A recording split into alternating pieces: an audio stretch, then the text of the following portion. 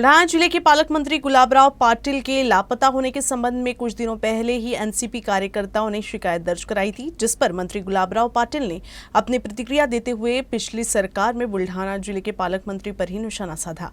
उन्होंने कहा कि जब पिछली सरकार में बुल्ढाना जिले के पालक मंत्री 6-6 महीने बैठक ही नहीं लेते थे, तभी कार्यकर्ता कहाँ थे। राष्ट्रवादीला काही कामच राहिलेलं नाही। बेपत्ताचा अर्थ नाही, माझा तिसरा दौरा आहे।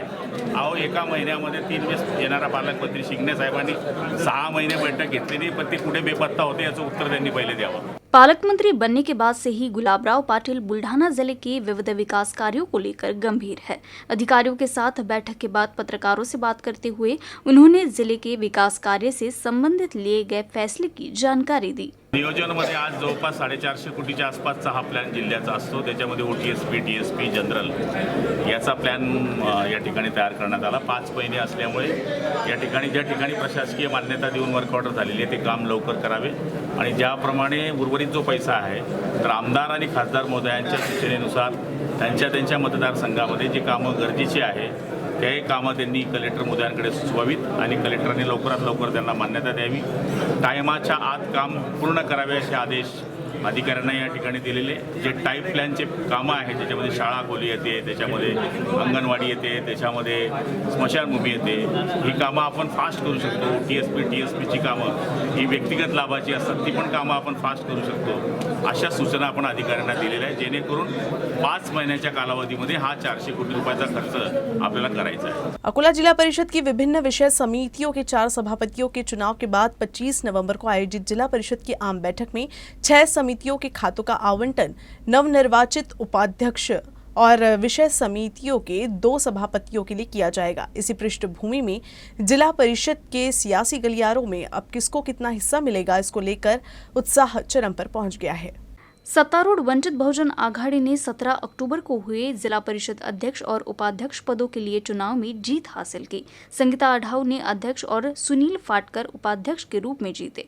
उसके बाद विभिन्न विषय समितियों के 4 सभापतियों के चुनाव में वंचित बहुजन आघाड़ी ने चारों पदों पर जीत हासिल की। समाज कल्याण सभापति के पद पर आम्रपाली खंडारे ने जीत हासिल की, तो वही महिला एवं बाल कल्याण सभापति के पद पर रिजवाना परवीन और विषय समिति सभापति का पद माया नाइक और योगिता रोकड़े ने जीता। समाज कल्याण और महिला एवं बाल कल्याण सभापति के अलावा जिला परिषद के नवनिर्वाचित उपाध्यक्ष और विषय समितियों के 2 सभापति को अब तक विषय समितियों का प्रभार नहीं दिया गया है। कपास की कीमत में मामूली बढ़ोतरी हुई है। कपास की कीमत 9,200 रुपये प्रति क्विंटल पर पहुंच गई है। कीमतों में आ रही तेजी से उम्मीद में किसानों ने घर पर कपास का भंडारण किया है। राज्य में कपास की बुआई को देखते हुए इस साल 95 लाख गांठ उत्पादन की संभावना है। हालांकि आने वाले दिसंबर महीने तक 4 लाख गांठ का निर्माण होने की उम्मीद है, लेकिन कपास की कीमतों में उम्मीद के मुताबिक बढ़ोतरी नहीं हुई है। वर्तमान में राज्य में आवक 2 दिनों की तुलना में घटकर 10,000 गांठ रह गई है। सरकार द्वारा इस साल घोषित कपास के गारंटी मूल्य को देखते हुए निजी बाजार में कपास की कीमत 2,700 से 2,800 रुपये अधिक है, लेकिन किसानों की उम्मीद के मुकाबले इस साल के रेट कम है। किसान उत्पादन लागत को पूरा करने के लिए कपास की कीमत में और 3 से 4 हजार की बढ़ोतरी की उम्मीद कर रहे हैं। अंतर्राष्ट्रीय बाजार में कीमत बढ़ती है तो देश में कपास की कीमत बढ़ने की उम्मीद है। 700, 800, 805, 45, 50, 851, 852, 853, 25, 800, 25, 50, 55, 75, 875, 875, 2 हरिशंकर। मलकापुर शहर में पुरातन हनुमान मंदिर से मुकुट और अन्य कीमती सामान अज्ञात चोर चुरा ले गए। इस मामले में पुलिस ने शिकायत दर्ज की है। बुल्ढाना जिले के मलकापुर शहर में श्री सूर्यमुखी बड़ा हनुमान मंदिर करीब 150 साल पुराना है। इस मंदिर में भगवान हनुमान को चांदी का मुकुट और जेवर पहनाए गए थे, लेकिन किसी अज्ञात चोर ने मंदिर से भगवान के मुकुट और अन्य कीमती सामान को चुरा लिया। इस संबंध में मंदिर के पुजारी ने ही पुलिस थाने में शिकायत दर्ज कराई, जिसके बाद पुलिस मामले की जांच पड़ताल कर रही है। काकड आरती वगैरे येतात, त्यामुळे माझे मोठे भाऊ जयप्रकाश शर्मा यांनी मंदिराचे मेन गेट उघडले व आतील हाफ गेटला कुलूप लावून घरात गेले। त्यानंतर सुमारे 8 वाजता मी मंदिरात आलो, तेव्हा श्री हनुमानजी मूर्तीचे दोन्ही चांदीचे कान व चांदीचा मुकुट अंदाजे सुमारे 1.25 ते 1.5 किलो मूर्तीवरून चोरीला गेल्याचे निदर्शनास आले. मी व मोठे भाऊ आम्ही आजूबाजूला चौकशी केली, परंतु काहीही संशयास्पद आढळले नाही. त्यामुळे मी मलकापूर शहर पोलीस स्टेशनला रिपोर्ट देण्याकरता गेलो. पोलीसपैकी काही मंडळी लगेच आली. त्यांनी देखील चौकशी केली, परंतु अद्यापही FIR फाटला नाही व त्यामुळे तपास लागला नाही. महत्त्वाचे म्हणजे गाभाऱ्यात असलेली माझी मंदिराच्या मालमत्तेविषयी ओरिजिनल कागदपत्रे असलेली पिशवीसुद्धा चोरट्यांनी पळवून नेली. सदर मंदिर हे सुमारे 150 वर्षपूर्वीचे आहे. परिसरातील भाविकांना हनुमंतांची सदैव प्रचिती आलेली आहे. तरी पोलिसांनी चोरट्यांना शोधून चांदीचा मुकुट व दोन्ही कान व मंदिराच्या कागदपत्रांची पिशवी त्वरित शोधून द्यावी ही नम्र विनंती आहे. मध्य रेलवे के बिलासपुर मंडल अंतर्गत जयराम नगर रेलवे स्टेशन के पास 4th लाइन का काम शुरू होने से हावड़ा से मुंबई मार्ग पर कर्मभूमि एक्सप्रेस सहित 3 ट्रेनों के 6 फेरे 11 से 15 नवंबर तक रद्द कर दिया गया है।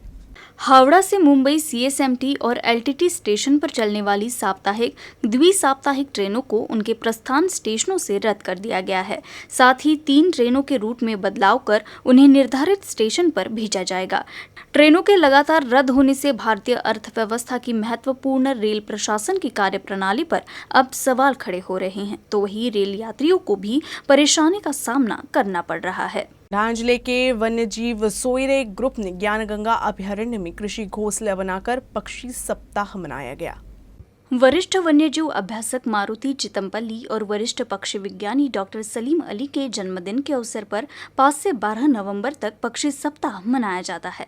नवंबर पक्षी स्थलांतर के लिए एक महत्वपूर्ण महीना होता है। दिवाली के दौरान पटाखों की आवाज से शहर के ग्रामीण क्षेत्रों की ओर स्थलांतर करने वाले पक्षियों के लिए बुल्ढाना के वन्यजीव सोयरे इस वन्यजीव ग्रुप ने पहल कर 5 नवंबर से 12 नवंबर तक ज्ञानगंगा अभयारण्य में मिट्टी के घोंसलों को पेड़ों की पत्तियों से ढककर पक्षियों के लिए कृत्रिम घोंसले बनाए और पक्षी सप्ताह मनाया।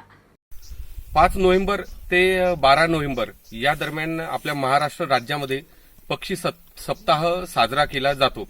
याच्या मागे मुख्य उद्देश असा आहे की नोव्हेंबरच्या पूर्वी दिवाळी हा सण साजरा झालेला असतो पूर्ण महाराष्ट्रात, आणि त्यामुळे काय होतं की फटाक्यांचा आवाज, प्रदूषण, ध्वनी प्रदूषण असो, लाईट प्रदूषण असो, याच्यामुळे पक्षी जे आहेत हे शहरी निवास सोडून वनाकडे धाव घेतात।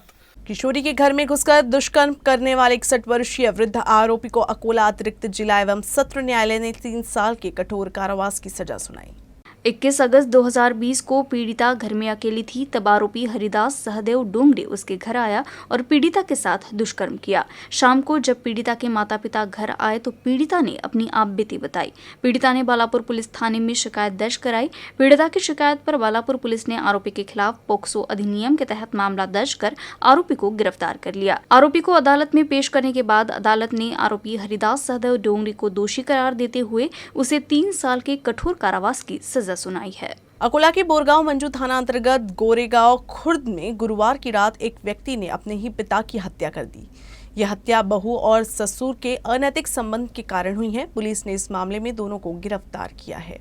प्राप्त जानकारी के अनुसार बोरगांव मंजू थाना क्षेत्र में बीती रात बोरगांव मंजू थाने के पुलिस निरीक्षक सुनील सोलके को सूचना मिली कि गोरेगांव खुर्द में एक व्यक्ति जली हालत में मृत पड़ा है। घटना की गंभीरता को देखते हुए पुलिस तुरंत मौके पर पहुंची। पुलिस ने जब आधिकारिक जांच की तो पता चला कि मृत व्यक्ति 60 वर्षीय मारुति गेदाजी चोपड़े है, जो गोरगांव खुर्द का रहने वाला है। पुलिस ने जब शव का निरीक्षण किया तो पाया कि शव पर धारदार हथियार से हमला किया गया और फिर शव को जला दिया गया। जब पुलिस ने जांच पड़ताल शुरू की तब पता चला कि बेटे ने ही पिता की हत्या की, क्योंकि उसके पिता और उसकी पत्नी के अनैतिक संबंध थे, जिसके चलते पति और पत्नी ने मिलकर पिता की हत्या करने की बात कबूल की है। बोरगांव मंजू थाना पुलिस ने दोनों आरोपियों को हिरासत में ले लिया है और आगे की जांच कर रही है।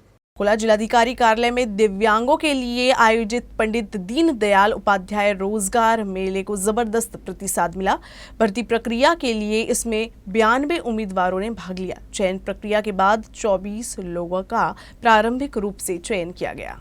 कार्यक्रम का आयोजन जिला कौशल विकास, रोजगार एवं उद्यमिता मार्गदर्शन केंद्र एवं अकोला शासकीय औद्योगिक प्रशिक्षण संस्थान द्वारा किया गया। इस सभा में 34 पदों के लिए भर्ती प्रक्रिया आयोजित की गई थी। इसमें 6 प्रमुख संस्थानों ने भाग लिया। भर्ती प्रक्रिया के लिए 92 विकलांग उम्मीदवारों ने आवेदन किया। चयन प्रक्रिया के बाद प्राथमिक रूप से 24 लोगों का चयन किया गया है। रोजगार मेले में ही अभ्यर्थियों के लिए पंजीकरण की सुविधा उपलब्ध कराई गई थी। इस अवसर पर जिला collector Neema Arora, resident deputy collector Sanjay Khadse, Gajanan Mahale से मार्गदर्शन एवं सहयोग प्राप्त हुआ। साथ ही जिला रोजगार, स्वरोजगार एवं कौशल विकास विभाग के अधिकारियों एवं कर्मचारियों ने अथक परिश्रम किया। बुल्ढाना जिले के संग्रामपुर तहसील के सोनाला गांव में श्री संत सोनाजी महाराज की यात्रा सैकड़ों वर्षों की परंपरा है। कोरोना के चलते 2 साल बाद यात्रा निकाली गई, जिसके चलते श्रद्धालुओं की भीड़ उमड़ पड़ी। संग्रामपुर तहसील के सोनाला में संत सोनाजी महाराज का सबसे प्रमुख आकर्षण और मुख्य कार्यक्रम रथोत्सव 10 नवंबर को मनाया जाता है। 9 नवंबर की रात 12 बजे सोनाजी महाराज के मंदिर में रथ यात्रा शुरू हुई। लकड़ी के रथ को फूलों से सजाया गया था। प्रसिद्ध संत सोनाजी महाराज यात्रा भक्ति के साथ शुरू हुई। दही हांडी उत्सव के साथ 121 क्विंटल ज्वारी रोटी, 25 क्विंटल उड़ीदा दाल और सब्जियां बांटी गई। भक्तों का मानना है कि इस प्रसाद को खाने से गंभीर बीमारियां दूर हो जाती है। मध्य प्रदेश के खंडवा, बरहानपुर, तुकईथड़, देदटलाई आदि से इस यात्रा में बड़ी संख्या में भाग लिया जाता है। इस क्षेत्र के सैकड़ों गांव के हजारों भक्तों ने यात्रा उत्सव का आध्यात्मिक आनंद उठाया। ये यात्रा 4-5 दिनों तक चलेगी। यात्रा के सभी 5 दिनों में यहाँ श्री संत सोनाजी महाराज मंदिर में विभिन्न धार्मिक कार्यक्रम आयोजित किए जा रहे हैं।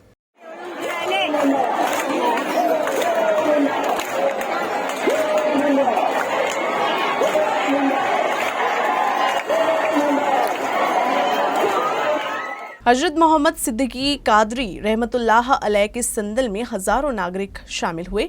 जुमे की नमाज के बाद संदल की शुरुआत हुई। संदल में बालापुर और आसपास के लोगों के अलावा नागपुर से भी बड़ी संख्या में नागरिक शामिल हुए। संदल में पहुंचे हजारों नागरिकों को देखते हुए बालापुर पुलिस की ओर से तगड़ा पुलिस बंदोबस्त किया गया था।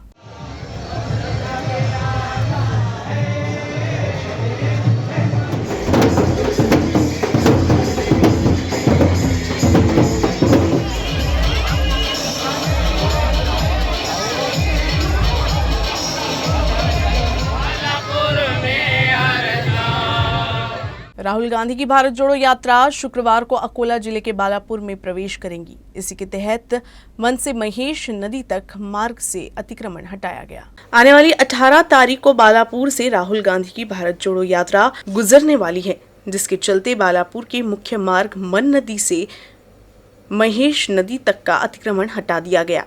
अतिक्रमण हटाने के लिए बालापुर नगर परिषद की ओर से अनाउंसमेंट भी की गई थी, लेकिन दुकानदारों द्वारा अतिक्रमण नहीं हटाने के कारण बालापुर नगर परिषद ने अतिक्रमण को खुद हटाकर नागरिकों के सामान को जब्त किए। अतिक्रमण हटाते समय बालापुर नगर परिषद अधिकारियों, सीओ बालापुर, तहसीलदार बालापुर, थानेदार उपस्थित थे। न्यूज रूम से बस इतना ही। खबरों का सिलसिला यूं ही चलता रहेगा। आप देखते रहिएगा यूसीएन न्यूज अकोला।